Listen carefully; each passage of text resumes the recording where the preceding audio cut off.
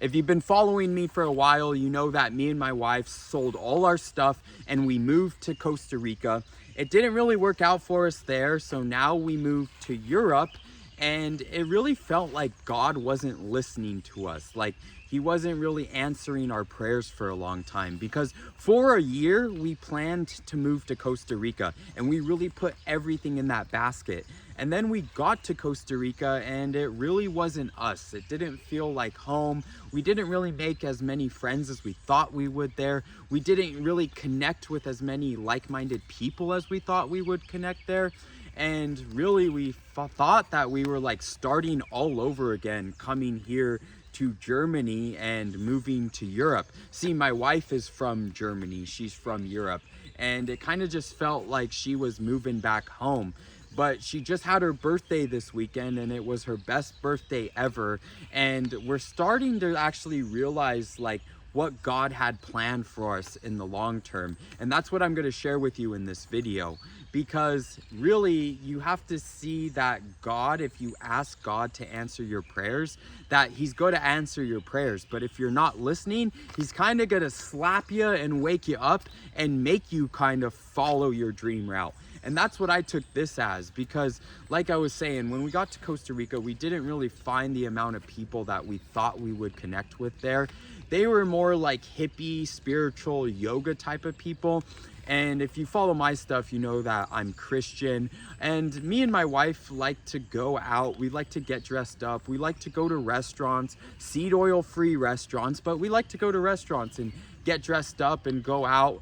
And in Costa Rica, you don't have that. You can't just like throw on a pair of heels for the ladies, or, you know, wear a nice dress shirt, wear some nice slacks, and go to a nice restaurant and get a nice steak cooked in butter. That's not happening in rural Costa Rica. And it's kind of just fun to go on a date night and do that. And I guess me and my wife were just raised too much in the city to completely just move away from it all and completely get off the matrix. And I'm sure you can relate to that. Like literally going out, sometimes it's fun. Getting a glass of wine with a steak and some butter and some potatoes with some butter. I mean, can you beat that? That's one of the best things ever. And being able just to talk over dinner with your wife, it's amazing. But obviously we didn't find that in Costa Rica. And another problem in Costa Rica was like my wife needed a blanket for our bed. They don't sell blankets in Costa Rica because it's so hot and the locals don't have AC. So we literally had to drive like an hour away just so my wife could get the materials to make her own blanket. So just little like inconveniences like that, that people from like the first world like me or my wife just can't really deal with. But what we realized is that God brought us here because she's really happier than ever when she was able to have her birthday with all her relatives around. And it was just so much more special, because that's something my wife has been looking for, is just feminine connection, like real feminine connection. Like in the cities, you have all these girls and they're like, yes, queen, like you're so beautiful, queen, and just all this fake shit. Like, you know, girls, they all say the same shit to each other, like, you're slaying, queen. And it's like they say that to every girl. It's not like a genuine compliment. Like a genuine compliment from a girl would be like, hey, I really like your dress, instead of you're slaying. Like that's just, it's literally so, it's so impersonal and so not genuine. And with the guys in Costa Rica, I can't really say that I found my culture, because there just wasn't like gym bros. It was more like yoga guys. And I like guys who like to lift weights and eat steak, not just guys who like to do yoga and eat steak. Something more masculine. And in Europe, I've made so many friends like at the gym here in Germany. Like honestly, the Germans in the gym here are way nicer than the Americans in Texas that I would work out with. And honestly, they weren't even like really Americans. They were really mainly Mexicans or Venezuelans in the gym. Like there was more Spanish spoken in the gym than there was English. And when people ask me like, oh, well, you don't speak German, how are you going to thrive there? And it's like literally all the young guys here speak German, and they're way more friendly than anyone I met in America. So I've had a great experience here too. And it's kind of just like really dawned on me that like God is leading us to a special place. because while we don't want to stay in Germany long time, we do want to stay in Europe, whether that's Spain, Portugal, maybe Croatia, but we're not setting our minds onto anything concrete yet. We're literally putting it in God's hands. And this is like really what I came to doing a journal entry. This is what all these like stream of consciousness videos are from. I've just been journaling, and I want to like create these videos as if I was talking to my younger self, or like if I'm talking to my son, trying to pass on information. And just the biggest realization that I had is like what I said at the beginning of the video, is that if you ask God to show you your path and to give you your dream life that you were meant to live, you can't get angry with him when he takes things away from you. Like when Costa Rica wasn't working out for us, I really felt like it was a failure, because we put a whole year into that. We sold all our stuff to move there. We really like threw all our eggs in that basket. So when that basket didn't work out, when that basket turned out to kind of be poisoned, it felt like a failure. It felt like I failed at something. And again, this is all like mentality. Like you can take it as failure, or you can take it as learning like I am now. But I'm trying to show you how easy it is to just go into that mentality of, oh, I failed because something didn't work out. But it's not that it didn't work out because you failed. It didn't work out because God, the universe, whatever your higher power, has a better plan for you. It has literally a plan that's going to make your life perfect. But it takes work from you. Like I just made a YouTube video about how just like sitting back and letting the universe or God take control of your life is very feminine. Like that just goes back to how women used to prepare before war. The women had to just send up good vibes, send up prayers, because that's all they could do to make sure that their men could win in battle. They couldn't go fight or do anything, but the men had to prepare, the men had to build, the men had to train in order to go win that battle. And that's what I'm really like taking into this now, is I'm just making content. I'm just posting reels. I'm just trying to make YouTube videos. I'm just trying to help people make their fitness transformations. That's what I do every day for a living, is I help people make fitness transformations using gym, tan, beef. Gym meaning getting exercise every day like our ancestors.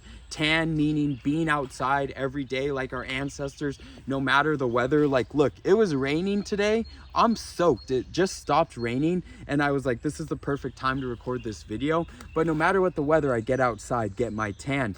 And then beef, eating nutrient-dense whole foods, mainly consisting of beef, because beef is the most nutrient-dense food there is, and that's going to keep you satiated, and that's going to be able to keep you cut and jacked long-term. Like, you want these nice face lines, you want a nice chiseled jawline, you need to eat beef, because it's full of micronutrients that are actually going to keep you satiated, and you're not going to be like wanting to always have these cravings for carbs or for fats, because you actually have the nutrients that your body needs. But I'm getting off track here. We need to go back into following your purpose. And I've really changed like how my way of thinking is when it comes to asking God how to help my future. Because before in the past, I would just ask him, can we move to Costa Rica? Or this is my goal. I want to move to Costa Rica. I want to do this. And now when I talk to God, when I'm praying to God, instead of telling him things I want, I give him more of like a vague vision, if that makes sense. So before, when I was like, can we please move to Costa Rica, God? Can we please move to Costa Rica? Now when I pray, I'm saying something more like, can you please allow me to be a successful online coach that makes a positive change in the world? Can you please allow me to provide extreme abundance for me and my family? So I'm still leaving it open for what God has planned for me. Because to be honest with you, I don't know. Am I going to live in Italy? Am I going to live in Spain? Do I have to go back to America? I don't know what God has planned for me. But all I can do is really just be like the workhorse. I kind of look at it as like God is the guy steering the horse, and I'm the horse. Like, I just have to do the work. As long as I get out there and do the work, then my life is going to progress. And I just have to also stay receptive to what God's trying to tell me. Like, me and my wife were talking about deja vus this morning, and we're talking about the meaning behind it. And I always take deja vus as like a meaning that you're on the right life path. That, like, not that you've lived it before, in a sense it does feel like that, but I take it as like a sign from God that you're on the right path. And I was just tying that back into, like, she had the best birthday that she's ever had. She was finally able to make like a feminine connection, a genuine feminine connection. I'm like, babe, we're on the right path now. Like, that's totally what God is telling us. And while it may not like seem like it, we are definitely on the right direction. And really, when I got to thinking about it more, it's really not like there's ever a final destination. Like, when you think that there's a final destination, it really ruins the experience, because this is a cliche thing to say, but the destination is the journey itself. Like, what's fun about this life, like what's going to be the funnest part about my life, I know it, is building this business and building my coaching business, and just being able to build a business from a place of uncertainty, and a place of uncertainty where I'm going to live, to eventually like have it all figured out. Like, I'm going to be living in Europe or maybe some other country, but I'm going to have it figured out. I'm going to have a successful business. I'm going to have a house, hopefully in Europe somewhere, maybe in America, who knows? But in the end, I'll have it all figured out. And that's when things are going to be boring, when I have it figured out. Like, I watch a lot of interviews with rich people, and they always envy being young, because when you're being young, that's when you're on the adventure. That's when you are the knight on the journey. Like, you have to think about your life like this, like romanticize your life like a knight going on a mission to save a princess. The journey to get to the princess is the story. That's the whole point of when you read a story of a knight going to save a princess. It's literally the journey to the castle that makes the book. It's the journey to the castle that makes the whole story. When he gets to the castle and he finally slays the dragon, then that's the end of it. He marries the princess and he lives happily ever after. That's the end. And what you have to realize is, right now, bro, if you don't know what job you want to do, or you're not in good shape and you have to go up a hill to get there, like you have to go on a fitness journey to get there, you have to realize that you're in the middle of the story. Maybe you're at the beginning of the story. Maybe you just started your fitness journey. Maybe you just started building a business. But you're at the beginning of the story, and you have so many more pages to write. But when you actually have the dream, like let's say your dream is to own a $2 million home somewhere, $5 million home. When you're sitting in that $5 million home, you're not going to be thinking about, oh, I'm in this beautiful $5 million home, because humans naturally just crave more. Like, think about when you get an iPhone, you always get a new iPhone. You're so pumped for it. You're so excited. But then after 2 weeks, it's just a new iPhone. It's not even a new iPhone. It just becomes your new normal. That's the same thing that's going to happen when you get that Lamborghini or that $2 million house. It's just going to become your new normal. So you have to appreciate the journey. And remember, when you're sitting in that house, I guarantee you that you're going to look back in time and you're going to be thinking, man, that was good times to get here. Like, I went through a lot of shit to get into this $1 million home. I went through a lot of struggles to get into this home. And that's what you're going to look back on. You're not going to be happy that you're finally in the $2 million home. You're going to be fucking happy that you did it, that you completed your story, that you have like dad lore to tell your kids. Like, I don't know how exciting your dads were. Maybe my dad just doesn't tell me his lore, but he has like zero lore that he tells me. I'm so excited to have kids because I can literally tell them, me and your mom sold all our shit, moved to some remote town in Costa Rica. Then we decided we didn't like it there, so we just packed up. Then we moved to Europe. Like, how sick are the kids going to think we are when they hear that story? Maybe we'll be the lame parents that, or the weird parents that just move around. But think about everyone else you know in your life. They just literally stay in the same town. They do the same things. They have the same friends, and their lives are just boring. I want some lore in my life. I want a story. And I'm just realizing this now, but I want this story. And then was kind of getting impatient with God when he didn't make Costa Rica work out for me. He's giving me the story. He's giving me the dad lore that I asked for. And this is what's funny, is that when you ask God for things, like to give you your true life, or to tell you what you should be doing in life, sometimes you might not like the answer right away. And I know I didn't, because I just was like basically on Instagram looking at Paul Saladino and all these other guys living in the tropics. I'm like, oh, it would be awesome to live there. And so when I really like got the answer from God that, nah, bro, this isn't the place for you, it kind of shattered my reality in a way. And I had a hard time accepting it. And it's only been for like the past month that I've really just accepted that, maybe he didn't want me there because it wasn't going to make me happy long term. Like I said, me and my wife didn't find people we liked there. We didn't like the shopping.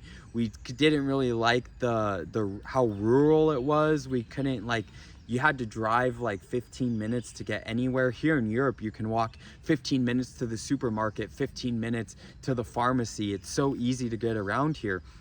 So God is showing me like what truly makes me happy and what's going to give me my best life. It just took, like I said at the beginning, a huge slap in the face. He's like, bro, wake up. You have another mission in life and you're on the wrong path. So that's basically all I had for this one. I feel like I'm talking in circles here. But if I had to summarize everything, I would just say that, number one, ask God for your dream life.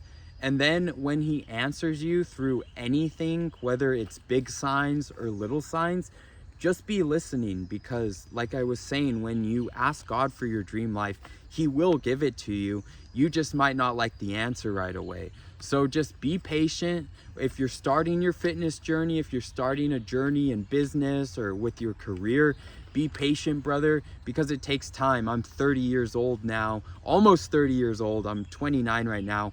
But I'm just barely like starting my own business and figuring out that I want to go live in another country. So if you're starting younger than me, bro, then you're already ahead of me. And I hope you learn from these videos and that you gain some value from it. But that's all I had. YouTube thinks that you'll like this video the most next. I do offer one-on-one coaching. So if you want to drop body fat and get shredded for summer, sign up for a coaching qualification call in the description below. But if not, go watch this video outside and get your tan, brother.